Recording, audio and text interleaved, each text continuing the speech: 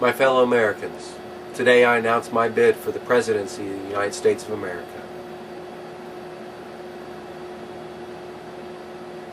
Under the remnants of the once great document called the Constitution, I qualify. I'm a natural-born United States citizen, over the age of 35, and have resided within the bounds of the United States of America for at least 14 years. I realize I have little or no chance of winning the race.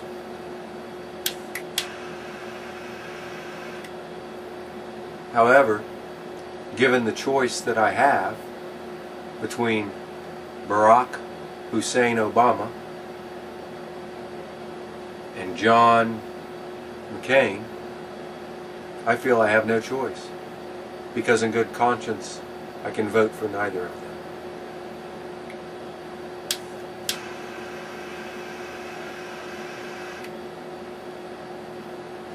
So I thought this evening I would just have an informal discussion,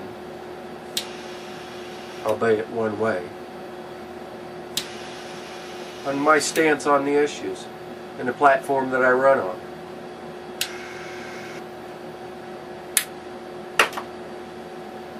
I'm a constitutionalist, and I believe the only way that we can get this country back is to restore the document that made this country great, and that is the Constitution.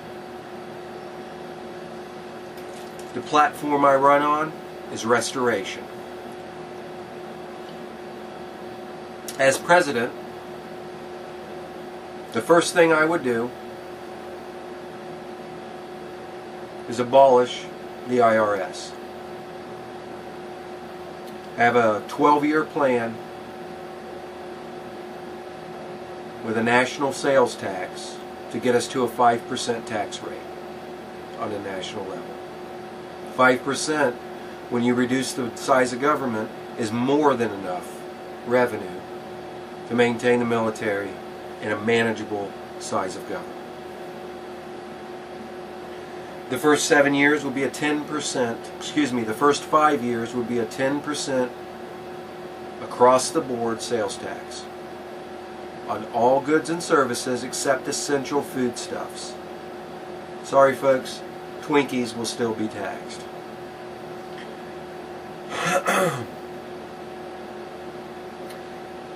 This affects all private, corporate, and public purchases. No loopholes. You buy it, you pay it. Take responsibility.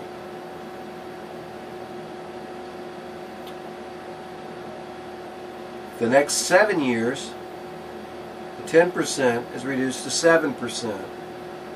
And by that point, we'll have generated enough revenue after reduction of government to have fully balanced the budget, paid off all of our debt to the overseas, begin transitioning back to the gold standard so that our currency will be worth what it once was worth on the global market, instead of almost half of other currencies out there.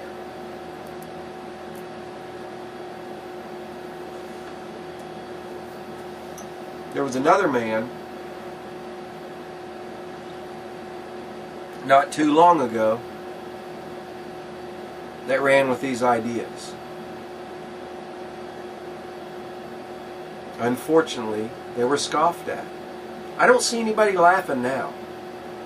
I heard commentators saying, we have all these candidates, nobody's talking about the economy. One man was talking about the economy, nobody listened to him.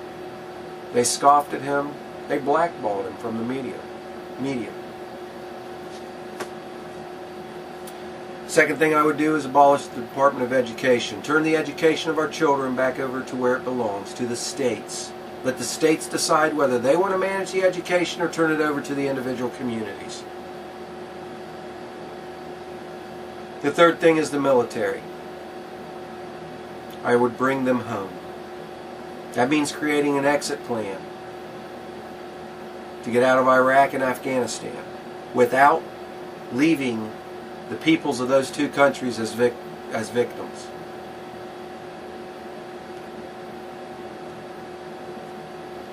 They didn't ask us to invade their country. We shouldn't leave it in a complete disarray.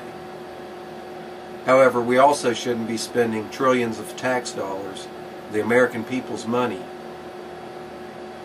to create road systems and everything else that weren't in place before we got there. Create an exit plan, 60, 90, 180 days if need be, and then get out. And pull our troops out of other unfriendly areas throughout the world. If it's a give-take situation, such as in Germany, where it's mutually beneficial for our troops to be there, then we'll stay there. But if it's not, if it's one-sided on either side, we're gone. Bring our troops home. We have our own borders to protect. Which brings me to our borders. Close them, seal them, and patrol them. Illegal immigrants, deport them. The drain that their health care and things of that nature have on the American taxpayer is billions of dollars a year. Now, I believe it's inhumane just to round them up and ship them home after allowing them to stay in this country illegally for so long. So my proposal is to give each of them, every man, woman, and child, $3,000. I've heard estimates. The common estimate is 12 million illegal immigrants in this country. The high end I've heard is 26 million. For our purposes here, we'll say there's 18 million. That would be $54 billion, which is less than the strain that they put on our economy every single year. They can use that $3,000 to start their new life back in their own country, get an apartment or whatever, or they can use that $3,000 to start the process to come back into this country legally as a productive member of our society. Either way is fine. All will be allowed back in unless they were committed a felony within this country while they were here, or if they were felons in their own country.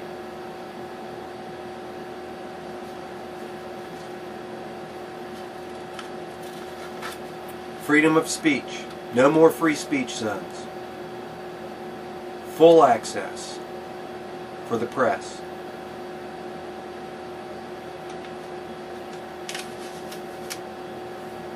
Social issues, abortion, gay marriage, these things will be turned over to the states. It's not the federal government's job. It's not constitutional for the federal government to mandate these things.